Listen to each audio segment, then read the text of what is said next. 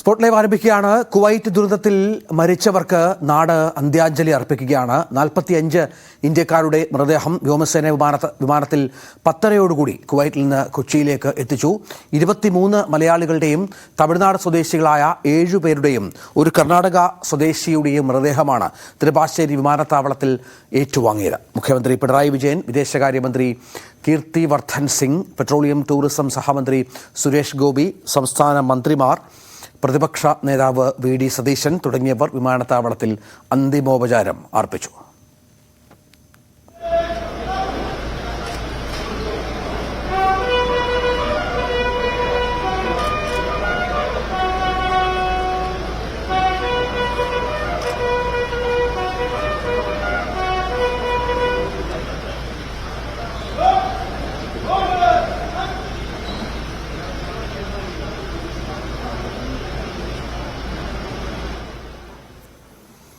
കീർത്തി വർദ്ധൻ സിംഗ് കുവൈറ്റിൽ നിന്ന് മൃതദേഹത്തെ അനുഗമിച്ചു.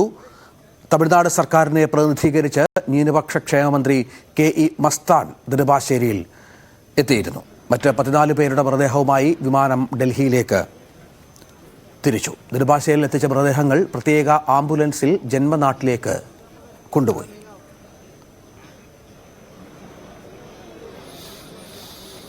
നവമി ദിനേശ് നെടുമ്പാശ്ശേരിയിൽ ഉണ്ട്. നവമി, മൃതദേഹങ്ങൾ എത്തിച്ചു. അവരവരുടെ സ്വദേശങ്ങളിലേക്കാണ് ഇപ്പോൾ മൃതദേഹങ്ങൾ കൊണ്ടുപോയിക്കൊണ്ടിരിക്കുന്നത്. സംസ്കാര ചടങ്ങുകളൊക്കെ തീരുമാനമായിട്ടുണ്ട്. മറ്റെന്തൊക്കെയാണ് വിവരങ്ങൾ? ദുഃഖസാന്ദ്രമാണ് അന്തരീക്ഷം. വല്ലാത്ത തരത്തിലാണ്. കാരണം ഒരുപാട് സ്വപ്നങ്ങളുമായി നാട് വിട്ടുപോയി പ്രവാസ ജീവിതം നയിച്ച് വിവിധ കാര്യങ്ങൾ സാധിച്ചെടുക്കാനായി പോയവരാണ് ഇത്തരത്തിൽ ഒരു ദുരിതത്തിൽ അകപ്പെട്ടിരിക്കുന്നത്. മറ്റെന്തൊക്കെയാണ് വിവരങ്ങൾ? എന്തൊക്കെയായിരുന്നു അവിടുത്തെ ദുഃഖകരമായ കാഴ്ചകൾ?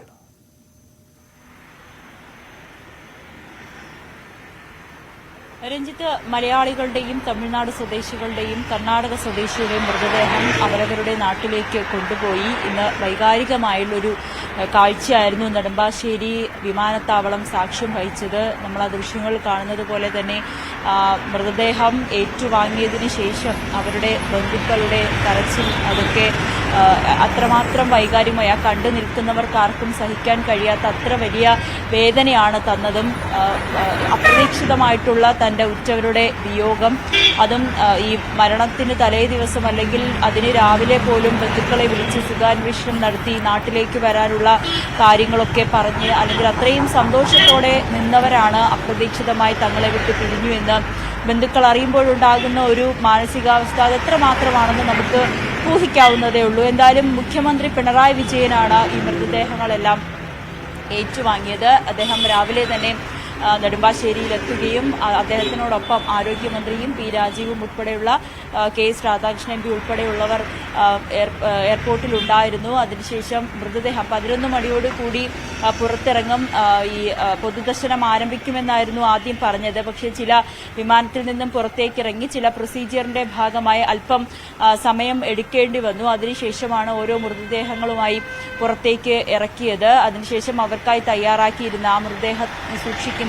പൊതുദർശനത്തിനായി കാത്തുവെച്ച പീഠത്തിൽ തന്നെ എല്ലാവരുടെയും പേരും അഡ്രസ്സും ഒക്കെ എഴുതി വെച്ചിട്ടുണ്ടായിരുന്നു. അവരവരുടെ മൃതദേഹം അതിലേക്ക് തന്നെ സ്ഥാപിച്ചു. അതിനുശേഷമാണ് മുഖ്യമന്ത്രി സംസ്ഥാന സർക്കാരിനു വേണ്ടി അന്ത്യോപചാരം അർപ്പിച്ചത്. പിന്നീട് കേന്ദ്ര സർക്കാരിന്റെ പ്രതിനിധി എന്നോണം സുരേഷ് ഗോപിയും ഉണ്ടായിരുന്നു. അദ്ദേഹവും തുടരുക. ഇപ്പോൾ മിഥുൻ കൂടി തിരുവനന്തപുരത്ത് ചേരുന്നുണ്ട്. മിഥുനുള്ളത് മരിച്ച ഷമീറിന്റെ വീട്ടിലാണ്. ഷമീറിന്റെ ബന്ധുക്കളും സുഹൃത്തുക്കളും ഒക്കെ ഒരുപാട് പേർ ഷമീർ അന്ത്യാഞ്ജലി അർപ്പിക്കാനായി എത്തിയിട്ടുണ്ട്. മിഥുൻ, എന്താണ് അവിടുത്തെ ഒരു അന്തരീക്ഷം?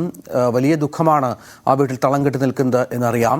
നേരത്തെ പറഞ്ഞതുപോലെ ഒരുപാട് പ്രതീക്ഷകളുമായി നാട് വിട്ടുപോയ ഒരു ചെറുപ്പക്കാരനാണ്. പക്ഷേ ഇങ്ങനെയാണ് തിരിച്ചുവരവ്. എന്താണ് ഷമീറിന്റെ ഓർമ്മകൾ പങ്കുവെക്കാനുള്ളത് ആ നാടിന്?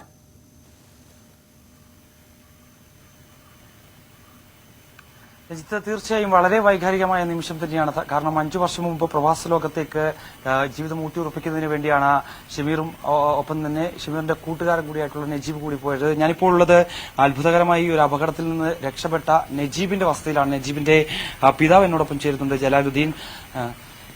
എങ്ങനെയായിരുന്നു ഈ ഒരു സംഭവം ഉണ്ടായെന്ന് മകനെ വിളിച്ചിരുന്നോ? മകൻ എന്താണ് പറയുന്നത്? മകനെ വിളിച്ചാണ് അറിയിച്ചത്. മകൻ വിളിച്ച് രണ്ടാമത്തെ അനിയനെ വിളിച്ചു പറഞ്ഞു. അനിയൻ അപ്പോഴെ എന്നെ വിളിച്ചു വിവരം പറഞ്ഞു, പപ്പ ഇതിലെ സംഭവം ഉണ്ടായിട്ടുണ്ട്, ഷമീർ മരിച്ചുപോയി, ജനലെ കൂടെ റിജർവേഷൻ താഴെ ചാടി കാലിന് മുറിവുണ്ട്, എല്ലാം ചതുവുണ്ട്, ഗ്ലാസ് പൊട്ടിച്ച് കൈക്ക് മുറിവുണ്ട്, ഇവ തീരെ വയ്യ. അങ്ങനെ റിപ്പോർട്ട് വന്നത്. ഈ സംഭവം ഉണ്ടായത് തുടർന്ന് രണ്ടുപേരും ഒരു റൂമിലായിരുന്നോ താമസിക്കുന്നത്? അല്ല, താഴെയും മേളിലുമായിട്ട്. എന്റെ മോൻ രണ്ടാമത്തെ നിലയിലും അവൻ മൂന്നാമത്തെ നിലയിലുമായിരുന്നു.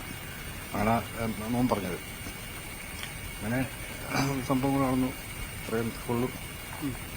പിന്നെ കുഞ്ഞു താഴെ ചാടിയപ്പം വന്നു കൈയും കാലും ആയിട്ടുള്ള പ്രശ്നങ്ങളും തലയ്ക്കൊന്നും തല പൊട്ടലോ മറ്റു കാര്യങ്ങളോ ഒന്നും ഉണ്ടായിട്ടില്ല.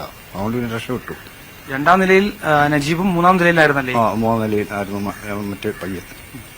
അങ്ങനെ അവൻ ഒരു ചാടിയതാണോ അതോ മറ്റോ അറിയത്തില്ല. അങ്ങനെ അറിയത്തില്ല. നജീമ് മൊബൈൽ എടുത്തോട്ടാ ചാടിയത്. അങ്ങനെ ഫോൺ ചെയ്തപ്പോൾ ഇവനെ കിട്ടുന്നില്ല. അപ്പോൾ അവനെന്തോ മനസ്സിലായി ആള് ആയിപ്പോയി എന്നുള്ള മനസ്സിലായി. പിന്നെ വിവരം അറിഞ്ഞപ്പോഴാണ് അവനാ വിവരം അറിയിക്കുന്നത്. നാട്ടിലിട്ടു ഫസ്റ്റായിട്ട് അറിയിക്കുന്നത്. ആ സമയത്ത് ഈ പുകയാലെ മൂടിപ്പോയി. അപ്പോൾ എന്റെ മോന്റെ കഥവിന് ആര് വന്ന് തട്ടിപ്പോണ്ട് തീയും പുകയായിട്ടാണ് കയറി വരുന്നത്. അവൻ ഡോർ അടച്ചിട്ട് ജനലിൽ കൂടെ പിന്നെ അടുത്ത റൂമിനകത്ത് വേറെ ബംഗാളികളുണ്ടായിരുന്നു, UP-ക്കാര് ബംഗാളികളുണ്ടായിരുന്നു. അവരെയും രക്ഷപ്പെടുത്തി, ചാടിക്കോളാൻ പറഞ്ഞു. അങ്ങനെ അവരെയും രക്ഷപ്പെടുത്തി, ഇവൻ രക്ഷപ്പെട്ടു. ഫോണിൽ വിളിച്ചിട്ടപ്പം ഷമീറിനെ വിളിച്ചപ്പോൾ കിട്ടിയില്ലല്ലേ? കിട്ടിയില്ല. ഷമീറിനെ വിളിച്ചിട്ട് ഫോൺ വിളിച്ചിട്ട് കിട്ടിയില്ല. കിട്ടാത്തതുകൊണ്ടാണ് ഓക്കെ എന്നുള്ള ഇതായി. പിന്നെ വിവരം അറിഞ്ഞത്. ഇപ്പൊ എങ്ങനെയുണ്ട് നജീബിന്റെ ആരോഗ്യസ്ഥിതി? ക്ഷീണതനാ, ഭയങ്കര ക്ഷീണതനാ. അങ്ങോട്ട് വിളിച്ച എന്തെങ്കിലും എന്ന് പറയും, വീണ്ടും അത്രേ ഉള്ളൂ. കാലിന് കുഴപ്പമുണ്ട്, കൈക്ക് കുഴപ്പമുണ്ട്, ചതുവുണ്ട്, എല്ലാം ഉണ്ട്. ഈ രണ്ടാം നിലയിൽ നിന്ന് ജനൽ വഴി പുറത്തോട്ട് ചാടിയത്.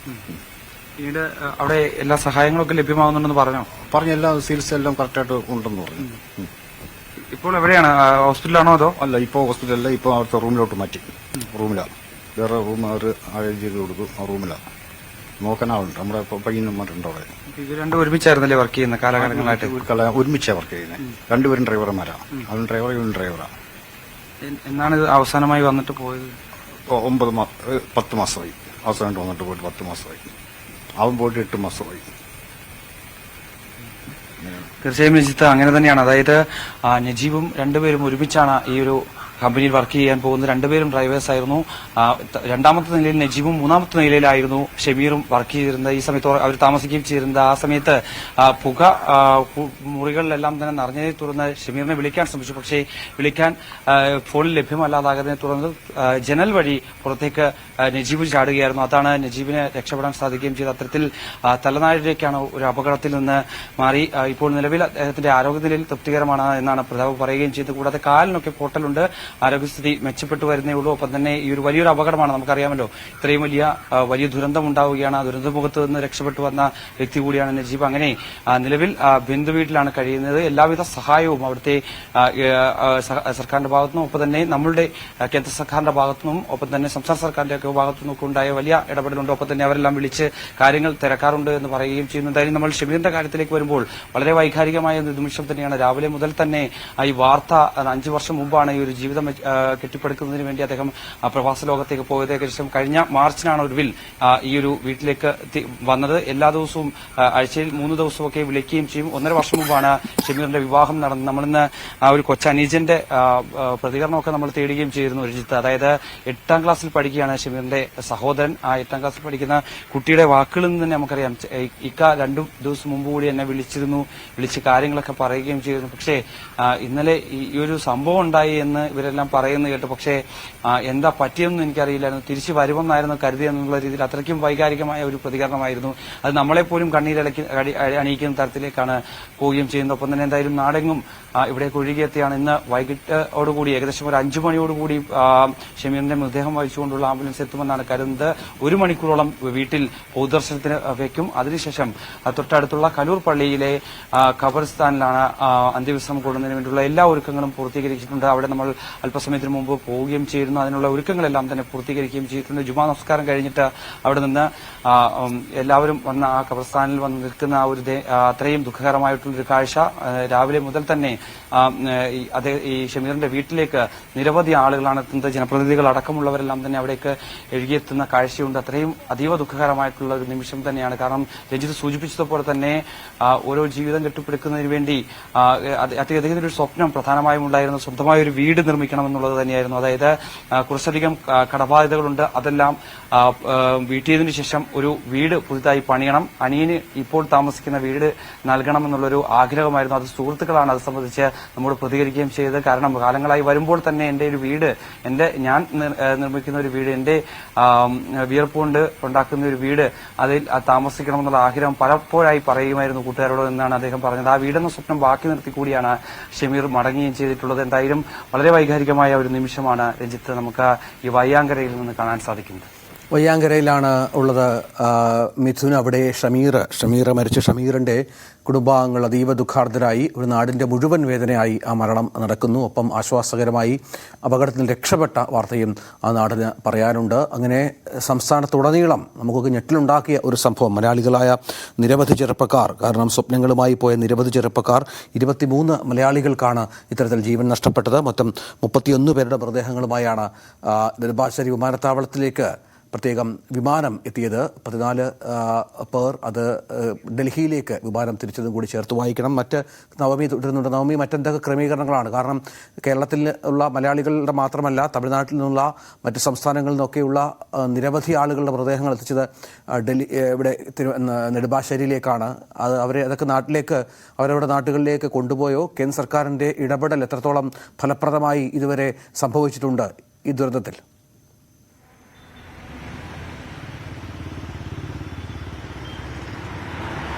രഞ്ജിത്ത്, മൃതദേഹങ്ങൾ നാട്ടിലെത്തിക്കുന്നത് വരെ കേന്ദ്ര സർക്കാരിന്റെ എല്ലാവിധ പൂർണ്ണ പിന്തുണയും ഉണ്ടായിരുന്നു. ഒപ്പം സംസ്ഥാന സർക്കാരിനും അതിനു വേണ്ടിയിട്ടുള്ള എല്ലാ സൗകര്യങ്ങളും നെടുമ്പാശ്ശേരി വിമാനത്താവളത്തിൽ ഒരുക്കിയിരുന്നു. അതോടൊപ്പം മറ്റ് സംസ്ഥാനങ്ങളിൽ, തമിഴ്നാടായിക്കോട്ടെ, കർണാടകയിലുള്ള മരിച്ച വ്യക്തികളുടെ മൃതദേഹം കൃത്യമായി തന്നെ ആംബുലൻസ് അറേഞ്ച് ചെയ്ത്, കേരളത്തിൽ നിന്ന് തന്നെ ആംബുലൻസ് അറേഞ്ച് ചെയ്ത് തന്നെയാണ് അവിടേക്ക് അയക്കുകയും ചെയ്തത്.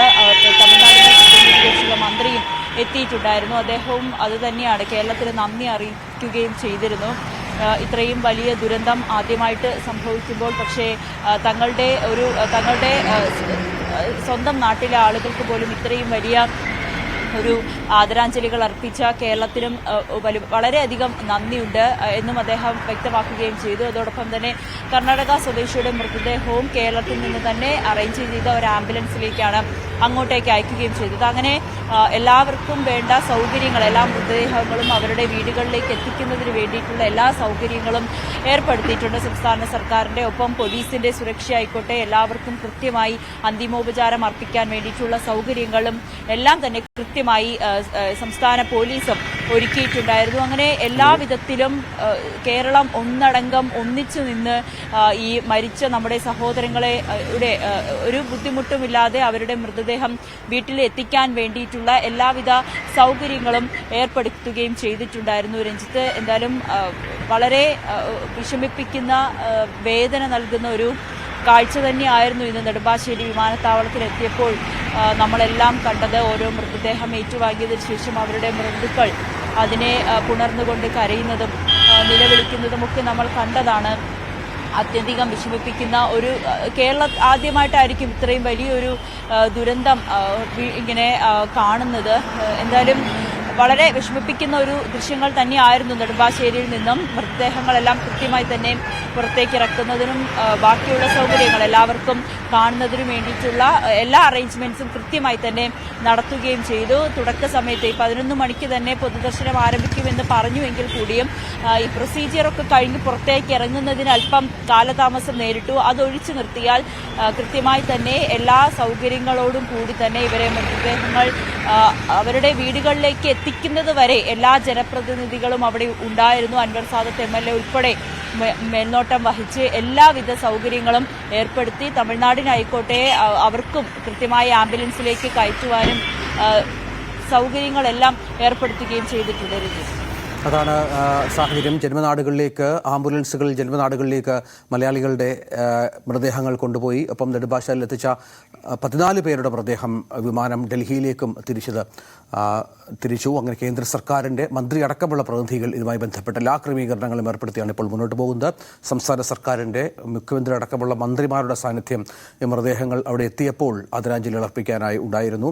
കേന്ദ്ര സഹമന്ത്രി സുരേഷ് ഗോപിയും വിമാനത്താവളത്തിലെത്തി. അങ്ങനെ അതീവ ദുഃഖാർദ്രമായ നിമിഷങ്ങളാണ്. കേരളത്തിന്, ഇന്ത്യക്ക്, ലോകത്തിന് ഒട്ടാകെ അത്ര വലിയൊരു ദുരന്തമാണ് സംഭവിച്ചിരിക്കുന്നത് കുവൈറ്റിൽ. വളരെ പെട്ടെന്ന് തിരിച്ചു വരാം ഇടവേളയ്ക്ക് ശേഷം.